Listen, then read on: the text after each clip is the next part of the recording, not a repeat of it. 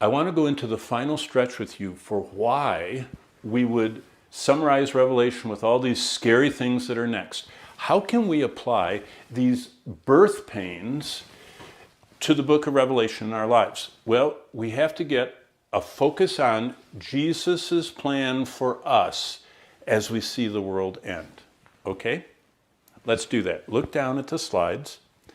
46 times in Revelation, we're focusing on the one on the throne. Look, all these dots are where it is. 2 times in 22, 2 times, 3 times. This is a little map from the Logos software.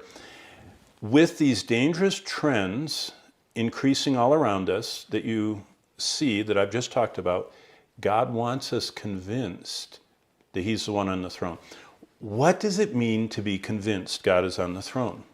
Well, first of all, I told you, the book of Revelation, we see Jesus Christ illustrating all the attributes of God. Now, remember for a minute, I'll give a little reminder.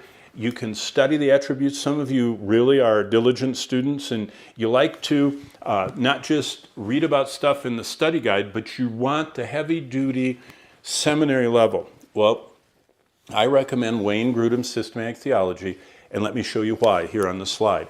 This is Wayne Grudem's list of the 25 attributes of God: independence, unchangeableness, eternity, omnipresence. He has a page of scripture on each one of these and shows how, what they mean, how God exhibits them, the impact on our lives, and even has kind of hymns of the faith that help us to worship God for each of these. But look at this.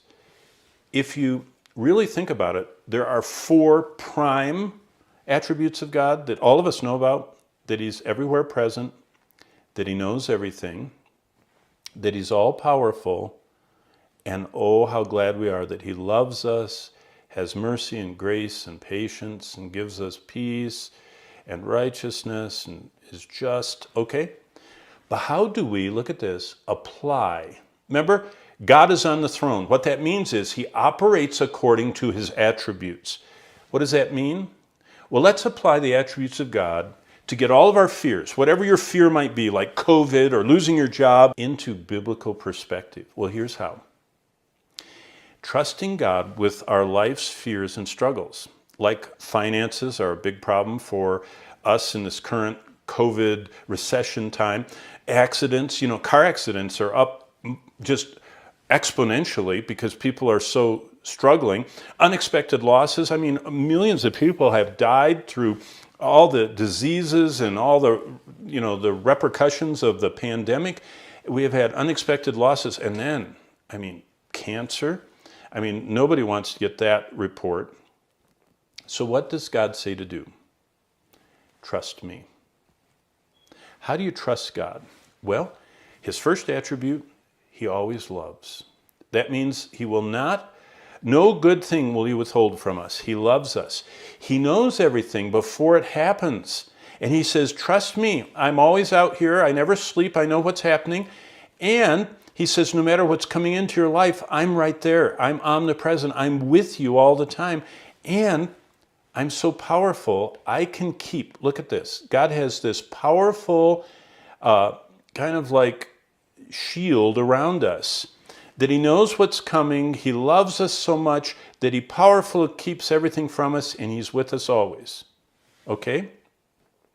So, if you trust the Bible, then God is good. If you don't trust Him, He's bad.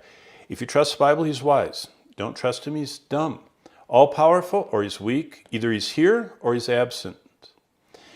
Now look, our response to our struggles and fears declare to God and to the world around us if we're trusting God. Trusting God means nothing accidentally touches us. He's always good, always knows, always in the box with us, and He's powerful and doesn't let anything in.